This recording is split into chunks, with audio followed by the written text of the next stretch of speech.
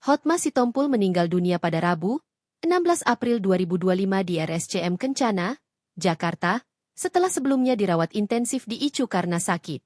Pengacara senior itu sebelumnya diketahui menjalani perawatan cuci darah beberapa minggu sebelum kematiannya.